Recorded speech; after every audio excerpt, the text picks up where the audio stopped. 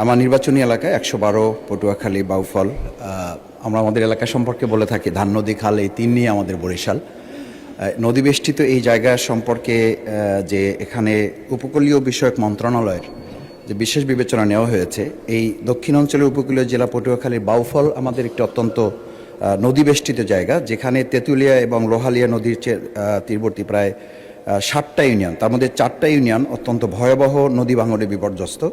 উপজেলা নাজিরপুর, কালাইয়া, চন্দ্রদ্বীপ, কেশবপুর, ধুলিয়া, এদিকে কাশিপাড়া সহ নদীগর্ভে প্রায় এগুলো বিলীন হওয়ার পথে। প্রতিনিয়ত মানবিক, সামাজিক এবং অর্থনৈতিকভাবে বিপর্যস্ত হয়ে যাচ্ছে। নদী ভাঙনের ফলে আমাদের কবরস্থান সহ মসজিদ, মাদ্রাসা, স্কুল, মন্দির এগুলো আমাদের ভাঙনে বড় বড় অঞ্চলগুলো ইতিমধ্যে চলে গেছে। মানবতার জীবনযাপন করছে তারা। হাজার হাজার হেক্টর ফসলি জমি যা ইতিমধ্যে নদীর গর্ভে চলে গেছে। স্থানীয় কৃষক এবং দিনমজুর যারা জীবন জীবিকায় ভয়াবহ প্রভাব ফেলছে। মাননীয় স্পিকার, সে জায়গায় আমরা বিশেষভাবে লক্ষ্য করছি যে আমাদের কয়েকটি প্রতিষ্ঠান সহ শিক্ষার্থীদের স্কুলে ছুটে যাওয়ার হার এখন কমে যাচ্ছে। কমিউনিটি হাসপাতাল, স্থানীয় বাজার, এমনকি মানুষের শেষ চিহ্ন কবরও নদীতে বিলীন হয়ে গেছে। গ্রামীণ কাঁচা রাস্তা, কাঁচা পাকা রাস্তা, ভেরিবাঁধ, ওয়াবদা সহ যোগাযোগের অসংখ্য নদী সড়কগুলো নদী ভাঙনের ফলে বিচ্ছিন্ন হয়ে আছে।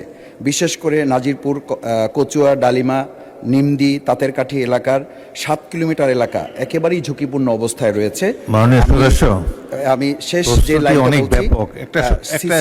সংক্ষিপ্ত প্রশ্ন করুন যে সিসি ব্লক এবং র্যাপের মাধ্যমে এই জায়গাটাকে আমাদের যে প্রকল্প এখানে নেওয়া হয়েছে উপকূল বিষয়ক মন্ত্রণালয়ের আওতায় নিয়ে এসে এই সমস্যাগুলোর সমাধানে মাননীয় প্রধানমন্ত্রী তার জায়গা থেকে উদ্যোগ গ্রহণ করবেন কিনা এ বিষয়ে আপনাদের কাছে মাননীয় স্পিকার আপনার মাধ্যমে বিনয়ের সাথে জানতে চাচ্ছি। মাননীয় প্রধানমন্ত্রী। ধন্যবাদ মাননীয় স্পিকার, ধন্যবাদ মাননীয় সংসদ সদস্য আপনার একটি গুরুত্বপূর্ণ প্রশ্নের জন্য।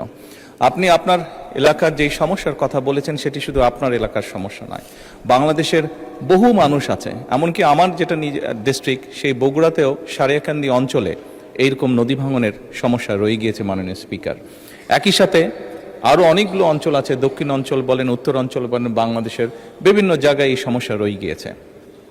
এই সমস্যাটা একদিনের নয় মাননীয় সংসদ সদস্য। আপনি যেহেতু ওই অঞ্চলের মানুষ, ওই অঞ্চলে বেড়ে উঠেছেন, আপনার নিশ্চয়ই ধারণা আছে কিভাবে এই সমস্যাটি তৈরি হয়েছে। এখানে সবচেয়ে গুরুত্বপূর্ণ দুটো বিষয় আছে। একটি হচ্ছে যে নদী শাসনের কথা আপনি বলেছেন, সেটি একটি উপায় আছে, এবং একই সাথে আপনি খুব ভালো করে জানেন নদী শাসনের বিষয়টি অত্যন্ত ব্যয়বহুল একটি বিষয়, বাট তারপরেও প্রয়োজন অনুযায়ী আমাদেরকে করতে হবে।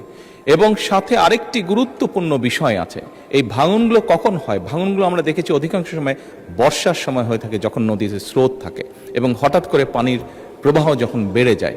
এবং সেই জন্যই মাননীয় সংসদ সদস্য আপনি নিশ্চয়ই অবগত আছেন, আপনার ধারণা আছে, না দেখে থাকলেও ধারণা আছে, শহীদ রাষ্ট্রপতি জিয়াউর রহমান এই সমস্যাটিকে সমাধানের জন্য খাল খনন কর্মসূচি শুরু করেছিলেন ওনার শাসনের সময়।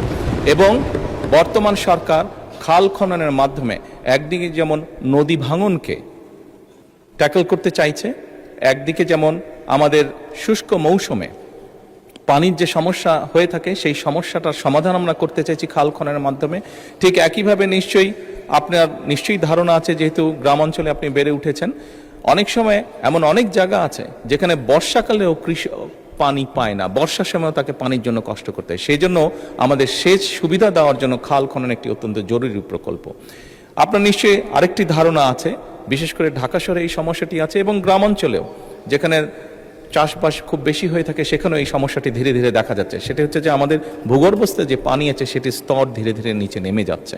এই সবগুলো বিষয়কে যদি আমরা অ্যাড্রেস করতে চাই তাহলে অবশ্যই নদী শাসন যেমন একটি প্রয়োজন নদী ভাঙনকে রোধ করার জন্য, ঠিক নদীতে যখন পানির প্রবাহ বেড়ে যায়, স্রোত বেড়ে যায়, যার কারণে নদী ভাঙন হয়ে থাকে, সেই স্রোতটিকে যাতে আমরা মোটামুটি কন্ট্রোলে আনতে পারি, সেই পানিটিকে যাতে আমরা পানিতে যেটা হঠাৎ করে পানি বেড়ে যায় বর্ষার সময়, সেটিকে যাতে আমরা ঠিকভাবে সারা দেশে ছড়িয়ে দিতে পারি, সেই জন্য খাল খনন কর্মসূচিটা অত্যন্ত গুরুত্বপূর্ণ।